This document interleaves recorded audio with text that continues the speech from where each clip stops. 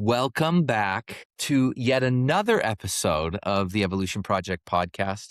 You guys, I don't know if you figured this out yet, but I really have awesome friends in my life. And I was talking with a friend about the podcast this week. And one of the things I said to them is I said, one of the things I think makes my podcast maybe a little bit more unique than the average one is I'm not looking for the person that's super famous or has a million followers or that everybody knows. I'm actually looking for the people in my life that have impact, that live their story. And not even, that's not the right word, not live their story. They're just authentic, real people that when I hang out with them, I walk away and I feel like a better person. And I feel like edified. That's the word that I use. And my goal is like, I want to bottle up some of that lightning and I want to have those conversations and I want to record them and document them so that in some small way, we can get that message out to the world. And specifically today, I have Chris Bennett with me. Chris, what's up, dude? What's up, guys? How are you, man? You guys, if you guys don't know Chris, you should know him. And why I say that is Chris and I were hanging out at my house the other night. We had a group of men over here and we were having just a cool conversation. And Chris is one of those guys that he just has a special like presence about him. He only knows one version. And the version that Chris knows is full out. That's the only way Chris knows how to show up and play. And we were sitting around the campfire. This is after everybody left. And we're sitting in my backyard. So we're sitting around the campfire and Chris is just listening to me. And I'm just listening to him, man. And as we got finished up, I said, Chris, I want to tell you something that is like the highest compliment I could give another man. And he's like, yeah. And I said, when I'm with you, I literally feel a portion of the love that God has for me when I'm with you. And dude, it was just a moment where I was like, I was not planning to say that, right? It was just something that just came up and I was like, damn, like that's it. That's it. That's what makes Chris Bennett, Chris Bennett. So Chris, I feel it very special that as we celebrate Father's Day, and we're going to talk about the fathers in our life. We're going to talk about being a father today. We're going to talk about the father today. And I feel deeply that this message today is going to hit. There's someone that's going to be listening to this message today that they're going to say, that's exactly what I needed to hear. Because you know what I realized? Father's Day or Mother's Day or Christmas or New Year's, they don't mean the same thing to everybody. They don't. We think that it's like, oh, it's Christmas. Everybody should be pumped about Christmas until, you find someone that says, I don't have a family and it's incredibly depressing. Or I lost someone special to me during this time of year. Or I don't have a father. Or my mom just passed away. And all of a sudden, hopefully, if we're living our lives right, there's a level of compassion that we can feel in that moment that we can realize, oh, maybe it doesn't look the same for everybody. Yeah. And Chris, I feel like that's an entry point to have this conversation today because we want to talk about fatherhood. Love it. How you feeling? How you feeling today, man? Give me a check-in, brother. I'm excited, man. I've been like anticipating all this whole day of just what am I going to say? And I'm like, I don't need to anticipate anything. I just trust God. It just shows up for me when I need him to. And I just roll with whatever he wants me to say. So I just go with it. So Chris, I've kind of given my introduction of you, but if someone was to ask like, who is Chris Bennett? Like, what's a simple like way that you could just introduce yourself if you wanted to? Yeah, totally. So a simple way would be I'm a son of God. I shouldn't say just, I am a son of God. And I actually love the words, I am God's son, or I am his son. That always means a lot to me. But there's obviously so much more to me than just being God's son. I'm a husband. I've been a husband to my amazing wife, Autumn, for like 29 and a half years. Hey, shout out to Autumn right now. Autumn, you're freaking awesome. Agreed. She's amazing. She's just amazing. I mean, words can't put into context of how amazing she is. Dude, she is joyful. Like that's what I think of when I think of your wife. Just like beautiful smile, just really present, and just makes you feel like you should have a reason to smile. Like there's something good. Yep. She brings a smile to my face all the time. Yeah, dude. Amen. So then I've got like 3 kids. So my oldest right now, her and I are like really, really tight. I'm really close with all my kids, but there's something special about her being the only girl, the only daughter. And she's 26. And then I've got a son who is married and has a baby that is awesome. So I'm a grandpa. Yeah. What's up, grandpa? Super cool. And then I have my youngest, he's 21. And this dude is just a full out rocker, like hair down to his belly button, and just lives life to the fullest with his guitars and drums and his music. So and then professionally, just what I do, I'm a life coach and motivational speaker, man. That's right. So just those are the things that I mean, all those things that I just talked about are all things that I am passionate about and just super excited to talk about, to be part of, and things that make my heart come alive, man. Hey, so I just wanna you said something the last time when you were introducing yourself. You hike 700 miles a year, bro. That's, like, For not, like, a little just over thing. 400 miles a year. Yeah. Dude, hey, that fish keeps getting bigger, Chris. I'll take it, man. Yeah. So like By hiking, the next interview, I'm like, "Chris hikes over 1,000 miles a year." right?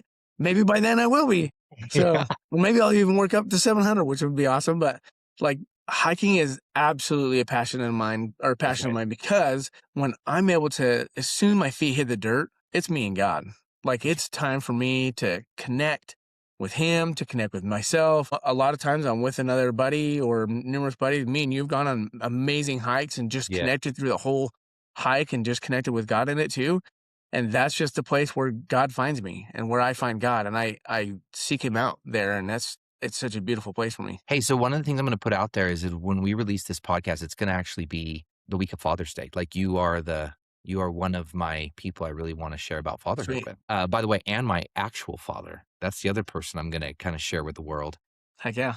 We I'd love to get a hike on the calendar sometime in end of June, maybe July, where we can get a group together and just go for a nice little Yeah. hike in the morning. So we'll do that. Totally down. Absolutely. That'd be awesome. All right, Chris. So let's get to it, dude. Yeah. Father wounds. I may have a couple. Yeah, dude. Well, I mean, the reality is right? Capital T, lowercase t, it's still a Yeah. T. Yep. So, Chris, tell me a little bit. I mean, let's just get right into it, right? As we talk about Father's Day, right? Like when I was kind of doing that intro, is that a fair intro for you? I mean, was there a period of time where it was Father's Day and you were like, yeah, dude, I don't know how I really feel about this day. Is that fair? Probably after, well, there was a lot growing up where my dad was just absent. And so Father's Day was just different. I don't remember a lot of my Father's Days growing up with my dad. And I don't know why. Like, I just like coming to just thinking about it at this moment. I don't remember many Father's Days with him. And he was there, he was around, but maybe he was working. Maybe he didn't, maybe we didn't do a lot of stuff on Father's Day. I don't honestly can't remember a lot of it. Okay. And I don't know why. I just don't remember remember a lot of that part of it. So, and then after, obviously, we'll get into it to my dad passing away. But after that, yeah, there were some times where Father's Day was something different for me. Yeah. So let's get into it. Let's get Yeah, into it. Tell me, like, you start the story where you want to start the story for context of this. Is that yeah, cool? yep, totally. So, just growing up, when I was 14, Hmm. is really when like I was noticing a lot where my dad was always checked out. He struggled with like his own sexual addiction. He struggled with lots of demons and stuff and struggled with bipolar. He would go into these manic episodes and he was struggling a lot in his life. And then he would work for weeks on end, like just like days and days. Wouldn't sleep. He would just get in his manic and work forever. One of the hardest workers I've ever met. So I learned a lot from my dad in that and how to work hard. But then my dad would just crash. And so when I was around 14 is when my dad started telling me that and telling us as kids that he just wants to kill himself. And I'm 14. I don't know how to deal with that. Yeah. No, How does no anyone receive that, 14-year-old dude? knows how to deal with that. 14 or Shoot. 50, you know? Yeah. It's it's just a hard thing to deal with. And I'm like, I don't know. Were your parents married or were they Uh, divorced or they were separated at that time. okay. Yep. So they were separated at the time. They were separated for about 2.5 years before he died. And with that, like I didn't even know how to talk to my buddies about it. I don't remember telling anybody about it.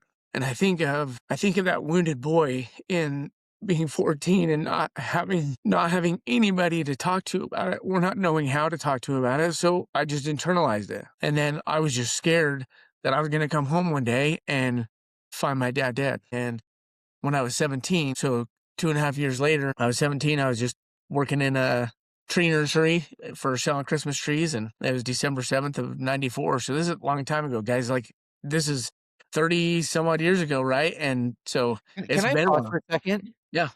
was 30 something years ago, but is there a part of you that it's like, it felt like it was just the other day kind of a thing? 100% it does. And I've been asked that because I share this story a lot on stage, and they're like, "How is this still affecting you?" And I'm like, "Because it's real. Because I go back to where I know what I felt, and I know how much pain I was in, and I think of that like that wounded boy I said, just it hurt, and I was in pain, you know. And so it was 32 years ago is when he took it, almost 32 years ago, and it still affects me. And I walked You were in. working at a Christmas tree lot. Yep. So working on the Christmas tree lot, and I walked into the greenhouse, and my boss hung up the phone, and he's like, "Hey, Chris, can you go to the back and clean up?" And I'm like, "Yeah, sure."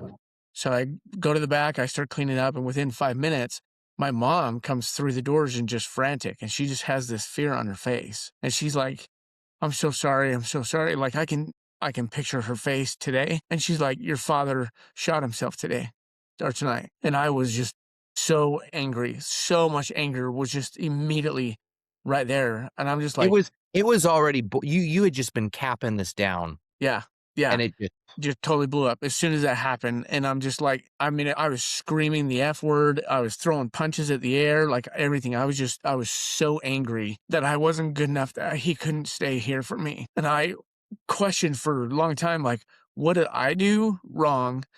How could I have shown up better for him when I knew he was struggling with some things. I knew he was struggling with depression. And I'm like, what could I have done for him? What could I have done better? How could I have, you know, been there for him?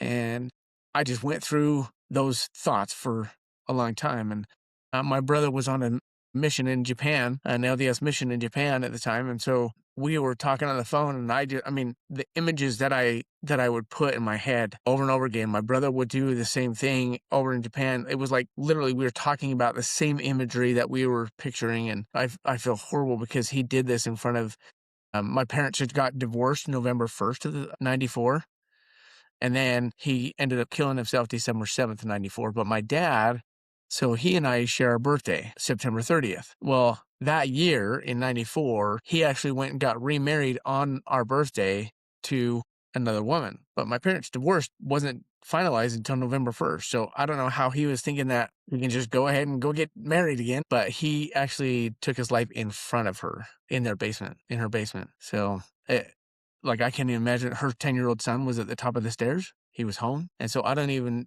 imagine what they went through. We ended up going back through later that week to pick up all my dad's stuff. You could see blood splatter all over like they tried to clean up as much as they can on the cardboard boxes and stuff. But you could see the stains on the concrete floors. And that was just a no 17-year-old, nobody should go through that, let alone being 17, but nobody should go through that. Hmm. You said something when we were talking. You said, there's this part of you that was like, why was I not good enough? There wasn't closure. There wasn't closure, right? Yeah. Can you share a little bit about the grace of God and how even in the mess, God still showed up? Yeah. Not even still, he shows up. In the moment, I didn't see God. I didn't see God showing up for me. Yeah. But as I look back, like right after that, God put multiple men in my life because my brother stayed out on his mission. My brother had only been out there for like 2 months. He'd only been in Japan for 2 months. And Yeah. so God was like, he needs father figures in his life. He sent me just an amazing young men's leader that was just, this man was awesome. He took me under his wing, loved me to death, helped me out. I had a really close friend of mine. I grew up with her most of our lives together, and she and I was really close with her family. I called her mom, like just amazing family. And he taught me about financial things because my dad never taught me finances. So this guy knew where I was at. He was like, hey, I needed a new car. And so he's like, I'll finance it for you. And this is what it's going to look like. And he like showed me how that all worked. I had no clue. And he walked through that with me, and he showed me how to pay it off faster and like all these beautiful things. He fathered me where my earthly father couldn't. And so God just placed these men over and over again in my life. Yeah. Tell me about the letter. Yeah. So the Warrior Heart Men's Retreat that I helped run. Yeah, by the way, let's pause for a second. Shout out to Warrior Hearts Men's Retreat. Let's do a quick little commercial right now. Yeah. If someone wanted to learn more about it, A Warrior Heart, boot .com. camp? Or it's Yep. just awarriorheart.com? awarriorheart.com. Yep. Okay. We'll do a plug at the very end, but let's just put it in right now, like preemptively a little bit, because we got some Warrior Heart boot camps coming up for the rest of this year. So, Totally. Awesome. okay, And then, let so what I forgot where we were at. We were talking about Warrior Heart. So I actually didn't know how to manage those emotions, right? Until I went to boot camp. So I showed up at the Warrior Heart Men's Retreat, the very first one that we did in June 2009. Had no clue what it was about. My therapist was just like, "Hey, you need to come to this men's retreat that I'm putting on. It's called Warrior Heart Boot Camp." And I'm like, "You tell me where to go, and I'm in." So and at this point, you're still very unreconciled with all of yeah, this, right? This wound is like wide open inside of your soul, but I'm sure you don't touch it very yep. often. And right after my dad took his life, I went deeper, like way deep into like my sexual addiction. I didn't know that's what it was at the time, but acting out with women, whenever I had the opportunity to go to porn, I would do that. I was looking for acceptance. I was searching for that acceptance because my dad didn't accept me. So if my own dad can't accept me, how can God accept me? So I would just find it in other women, right? At this point, I'm married, so I got married. So my dad passed away in 94. I ended up getting married in 97 and then just kind of was going about my life and went to the Warrior Heart Men's Retreat, and the fatherlessness session comes up and they had us write a letter, the letter that we've always wanted to receive from our father, our earthly father. So I'm like, okay. But as soon as they said that, it took me back to where I opened up a briefcase. After I'm we gonna opened up my pause really dad's quick. briefcase. I'm gonna Yeah. pause really quick. The exercise is that they ask people, Yep. write a letter that you always wanted to receive from your father, Yep. right? So this is like you getting to work the wound. It's not actually a letter you're receiving, correct? Right. Yep. Correct. Yep. So you are writing the letter that you've always wanted to receive from your father, from your earthly father. And so I immediately went to the briefcase, and soon right after my dad died, we opened up his briefcase, and in there was a card from my dad. Opened it up, and it just said, "Dear Chris," and that was it. So I finished the letter, and that letter just I there was so much still, and that I processed those emotional feelings, the anger, the resentment, the pain. I went through everything of what I needed to say in there and wrote that letter that I felt like I always needed to receive. Just like, "I love you and I'm so sorry I did this." Like all the things. I took everything, took so much away from you. I'm sorry for the way I treated your mom. I'm sorry for this, and like all these things, right? The way I showed up in life, all these things. And I was so broken up emotionally. Like I was sobbing, and I was just trying to like not be the blubbering kind of bawling.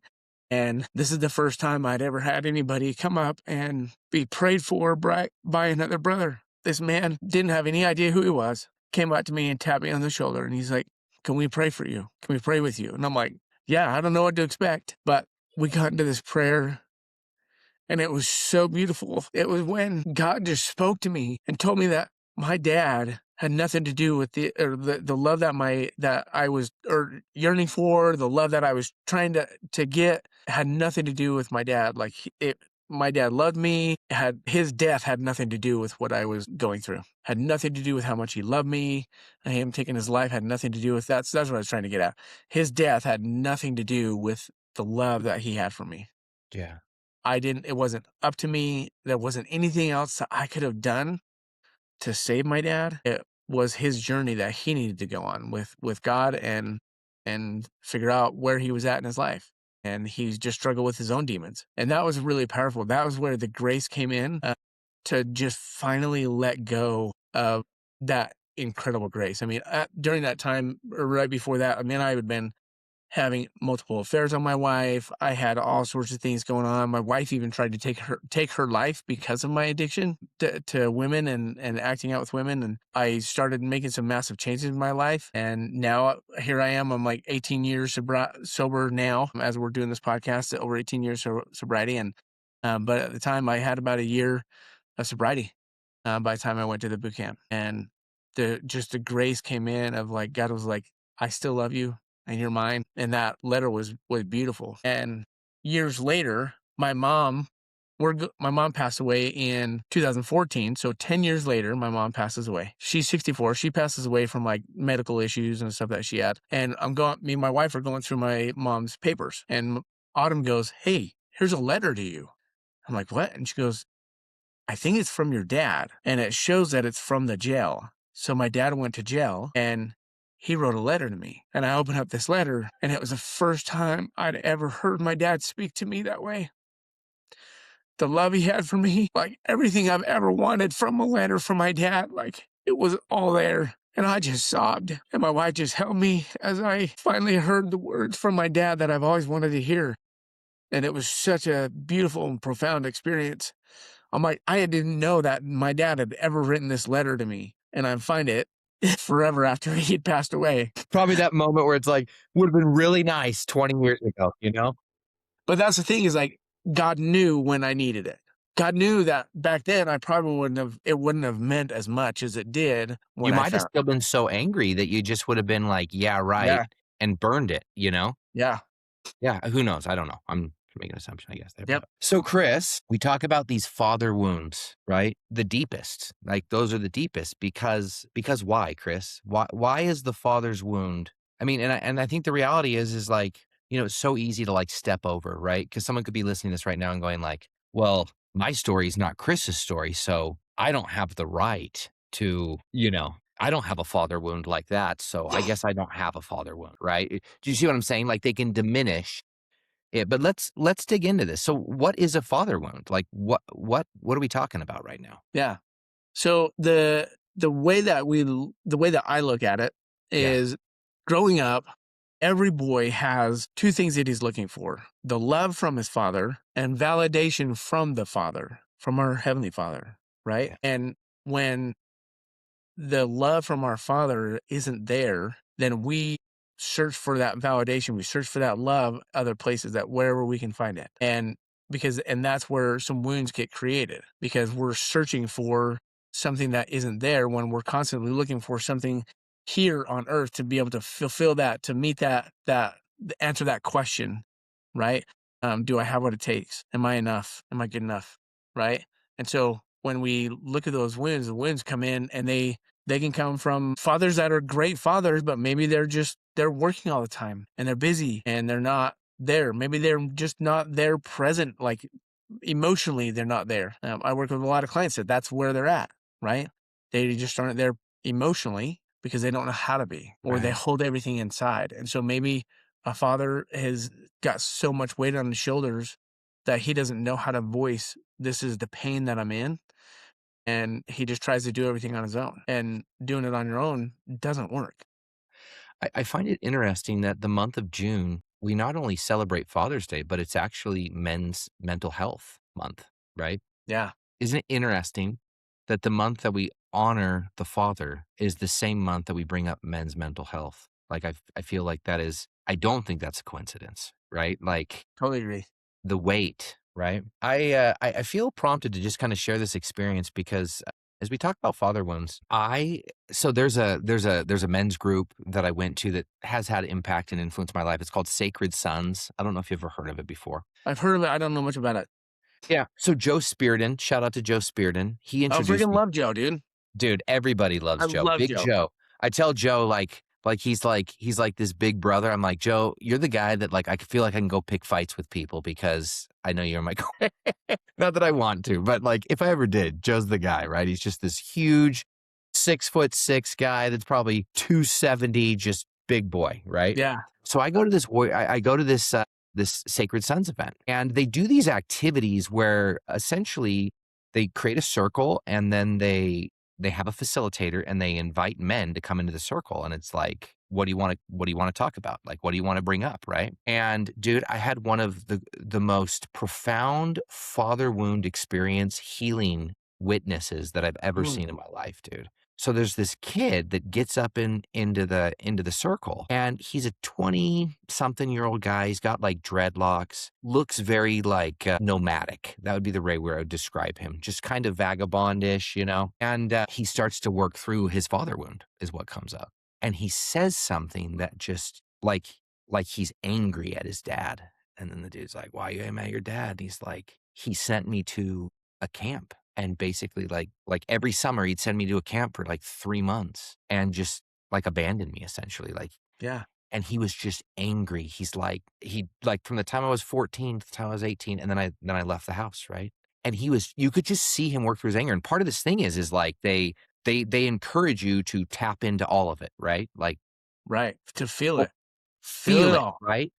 And this dude's going and dude, there was a point where there was like 4 grown men, like, trying to hold this guy down, and it was like he was, like, possessed by a demon. Like, that's the best way I could describe it. Like, he was just raging, right? And just on the ground, and, like, we're trying to hold him down, and he's just like, and all of a sudden, dude, he just breaks, and he's like, "Why didn't my dad fucking love me?" Yeah. And then he just starts to cry, like all of the energy was gone out of him, and he's just on the ground, like, sobbing like a child, and the dude that was a facilitator was, like, one of the most manly things I've ever seen in my life.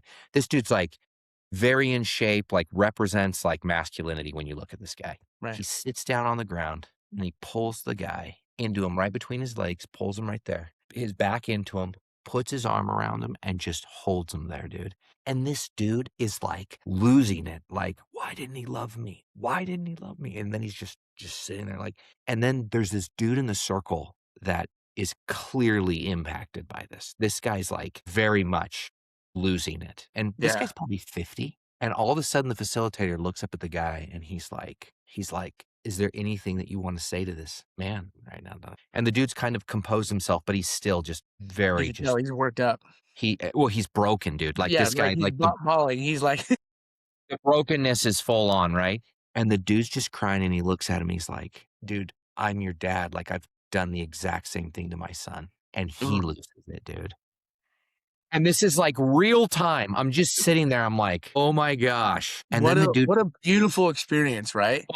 then the dude facilitates a conversation with the son and the father as if they are the son and the father, and, like, has the conversation right there, dude. And, dude, by the end, everyone's lost it, right? Like, group of grown men, and everyone is just feeling this wound, but you also, like, real time Yeah. got to see the healing begin, you know? See, that's why we need brotherhood, man. That's such a big thing, and people to father us in those things. Like maybe most of us don't know how to let emotions out, Yeah. and so having somebody in the brotherhood that is like, let me help you. Like, talk to me. They can dig deeper and help you find those, figure that out.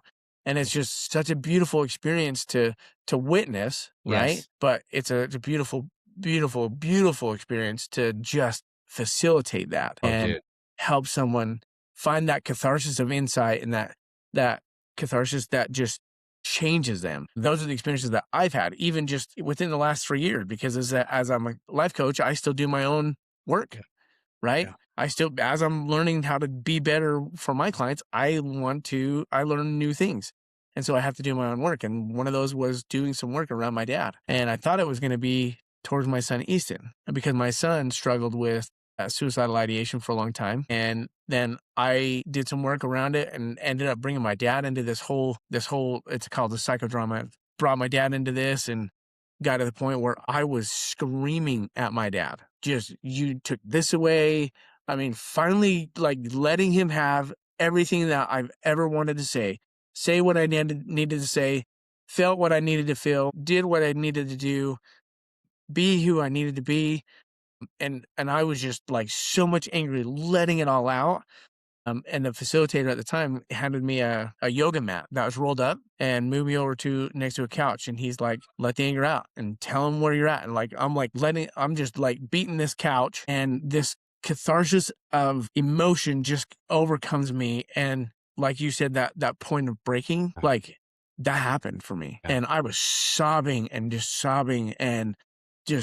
finally, I mean, I was swinging so hard that my back muscles were hurting. Yeah. Yeah, yeah, yeah. Right. And then that came in and I just like, my gosh, I just let go of everything. And it was like such a beautiful experience for me to be able to finally like let go of all the anger, all the resentment, all the things that my dad never gave me, that he could never give me, and that I was able to find from God. because God showed me who I was, not my dad. That's right. And I Like, think that's the transition piece, right? Because oftentimes how we see God, how we receive fatherhood is how we project that onto the Father, right? right. That's a truism. Yep. So this concept of everyone coming at, the relationship from God from a very different place, I think that makes sense, right? Like the judgment we could possibly ever have on anyone, it's like, hey, dude, what if you know nothing about this person's life? And what if what they really need is compassion, love, and, understanding, if not anything, just compassion, right? Yeah. And so I want you to talk a little bit about your relationship with God. I think that's special. I want to preference this with Chris. One of the first times I prayed with you, which by the way, men, if you're listening to this, if you've never had the opportunity to pray with or pray for someone and have them hear it, there is something magical that happens when you hear your voice in prayer of somebody else and they genuinely are praying with and for you.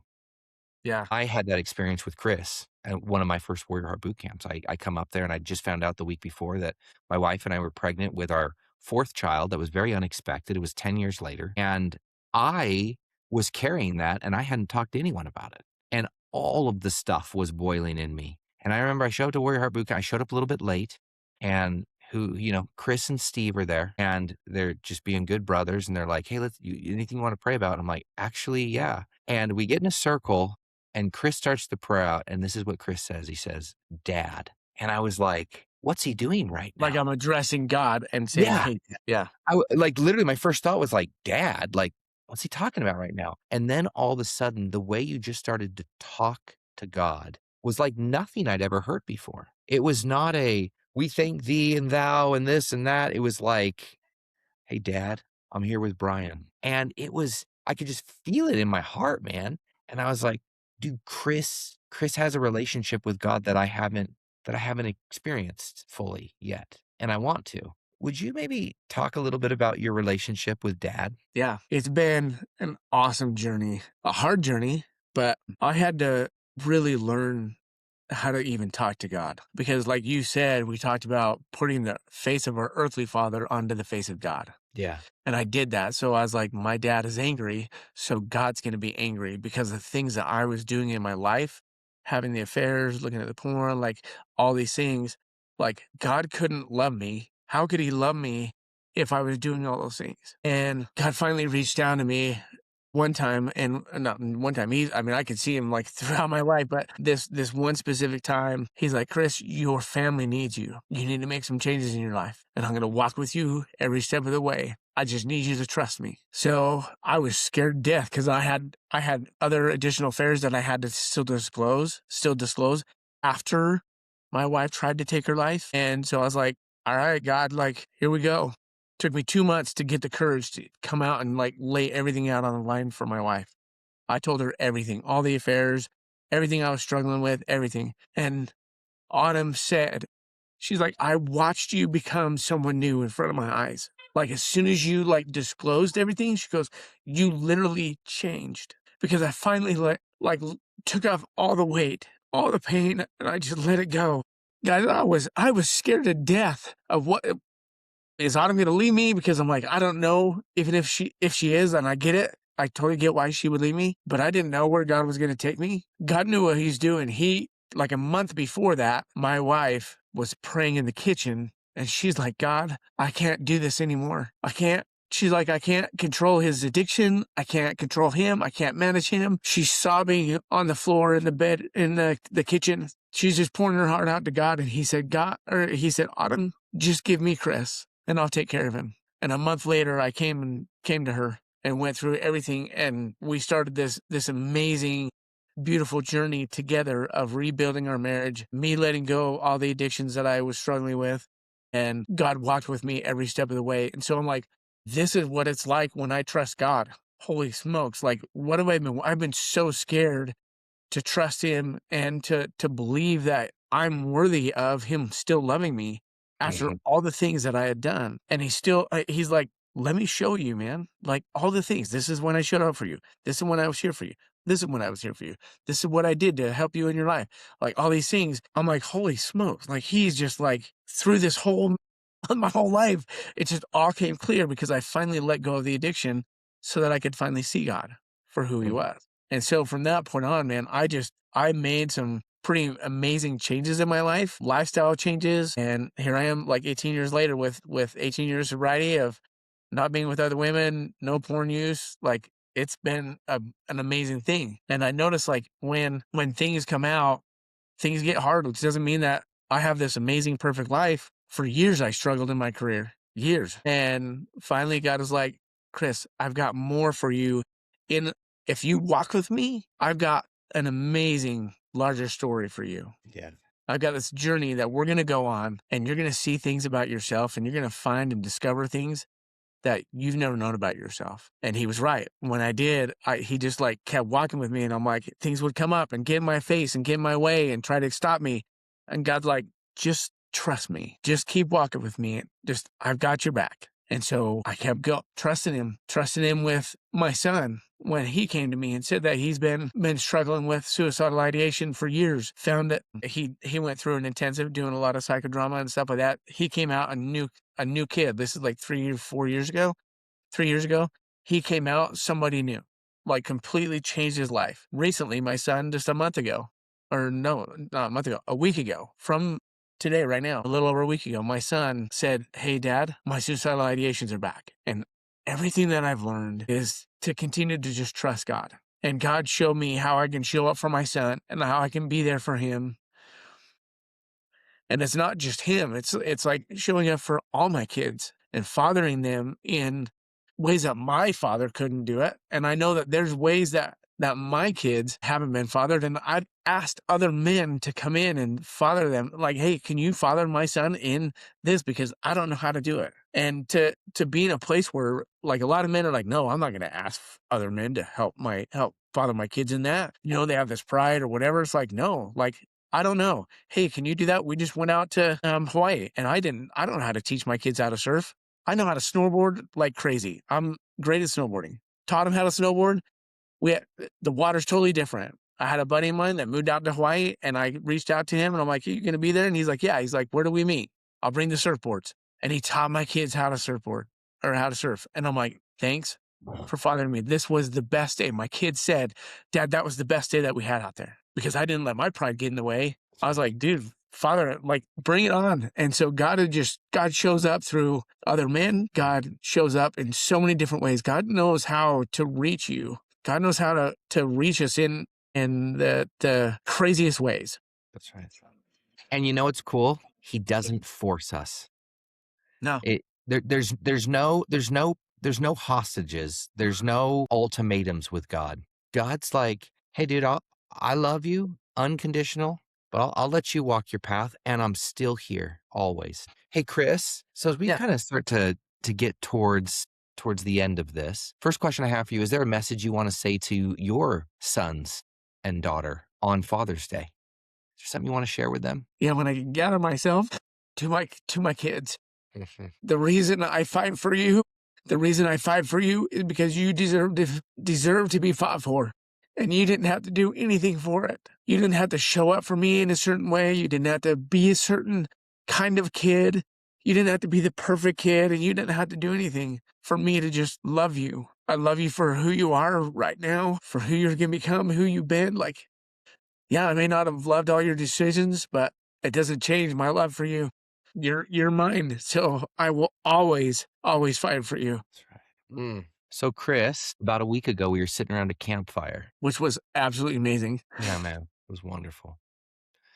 I wanted to ask you a question. Yeah. You obviously have facilitated those things all the time, and you've also participated in those spaces. What does it mean when men can sit together and feel that kind of presence, that kind of love, that kind of brotherhood? What happens? Like, why do we need this? I think is that like you were able to create this container of safety, and that's where honesty can show up, where men can actually get real, and that's what's awesome.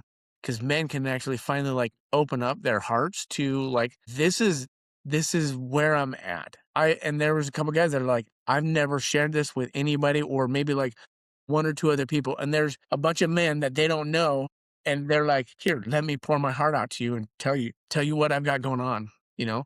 And people just can get open when that container is there. And so that's why that brotherhood, man, just sit. And what is cool is like, it has to be, it's not always a certain stage, right? It's not always has to be sitting around the fire, but there's something about a fire. Yeah. That's why I do fires and invite men into it around my at my house, because amazing conversations happen when you're sitting around a fire with a bunch of men. And I Dude. think there's a vulnerability that opens up. People just open their hearts, and they come alive in sharing their story, no matter how painful it is and what they're going through. I was gonna say it's primal, dude. I don't know. It's just there's something to it, man. Like, Yeah. it's funny, I've been drinking out of my water bottle all week You can see my with water bottle right there. I see it, bro. Keep it here in my office, man, so I can remember. I just keep filling it up and just keep hitting and thinking, let's just keep going with my intention, even though it doesn't have the super moon power. Yep. So, hey, Chris, as we wrap this up, what's one thing you want to leave with men that are listening to this on this month that we celebrate fathers, on this month that we celebrate mental health? And, dude, I have felt of your love, dude, and your love that you have for others, your love that God has for you. What's the message you want to leave with a man that's listening to this right now? I guess, or a woman, right? Yeah. It's for everybody. Yep, totally. So I know there's totally men that are listening to this, or there's going to be women that are listening to this, and you can do this too. In my practice, I do a lot of stuff experientially. Hmm. And so I love if you're just listening to this and you can just take a moment to just pause for a moment. Don't do it if you're driving. Don't close your eyes if you're driving, but just I'd invite you to close your eyes for a moment and just allow yourself to think about when you were 8 years old. Not this successful version of you right now, not this adult version, not the little boy version, or excuse me, just the little boy version, right? And ask, what did he need most from a father? Maybe it was protection, maybe it was encouragement, maybe he needed to be told that he mattered, or just said, I'm proud of you. Or maybe he needed someone that just simply like stayed. And just notice what comes up for you. Don't judge it. Just notice what was missing. What did that little boy want to hear? And then go back and ask, where was God? Find those moments where God sent someone to you that helped you, felt guided, comforted, rescued, strengthened. The people he sent in your life, maybe it was a coach, a teacher, maybe your grandparent, a mentor. But I want you to just imagine God just sitting next to that little boy. He's not disappointed, not angry. He's not waiting for you to perform anything. He's just there, just present with you. And what would he tell you? What would that perfect father tell you? Just listen to what he says, and then write that down when you get home, when you're not driving, because we don't want you to just get in an accident. But I just invite you to just think of, what would God say to you? What do you need? And then I would ask you to invite you to share that with another brother, someone close to you. Maybe invite someone to your house and have a fire and invite other men into that and share what's going on for you. Open your heart, because that's where healing can happen, not in isolation, because isolation doesn't do anything for you. It'll just destroy your heart. Chris, what a Dude, I great, freaking love you, man. I'm yeah, so grateful that you had me on here, man. yeah. This was right, man. This was definitely timely. And I don't remember the last time. I don't remember crying this much on a podcast ever. And I run a podcast. I mean, I've cried on that podcast too, but I did not this much. Like, so thanks for bringing that out in me, man. yeah, of course. And thanks for sharing it. Thanks for, Inviting me into it. you know how to play full out. And what I love about people that play full out is it invites other people to do the same. So, Yeah, I always say it starts with you. yeah, courage, Chris. Boredom, Chris. How do we stop adventure? Or excuse me, how do we stop boredom? Adventure, Chris. Heck yeah. All right, brother. Well, everybody, thanks for listening to this podcast episode. Hey, Chris, if somebody wanted to reach out to you, what's the best way to connect with you? And then if somebody wanted to come to a Warrior Heart Boot Camp, what's the best way they could learn more about Yeah, totally. So you can go to my website, chrisbennettcoaching.com. You it? Okay. can text me from there. You can call me. You can email me, chris@chrisbennettcoaching.com, whatever works for you. Okay. And then you can go for Warrior Heart, you can go to awarriorheart.com. So with the letter A in the beginning. So awarriorheart.com. And for any listeners that want to go to boot camp and they hear this message and you want $100 off, just there's going to be a code that you can put in there called evolution. So if you type in evolution in that code, we'll discount on $100 for you. It's And great. just know we've got scholarships available for people that maybe the cost may be too high, which we actually keep it really, really low for what we provide. And so we never want money to be a reason why people don't go to boot camp. So we have them all over the country. We have 3 in Utah, 2 in Arizona, Alaska, Idaho, 2 in Washington, and North Carolina. So go check out the website and look at the dates and find out what's going to fit in your schedule. Awesome. Chris, thank you, brother. Love you, man. Thank you so much for having me on. Love you too. Till next time. All right.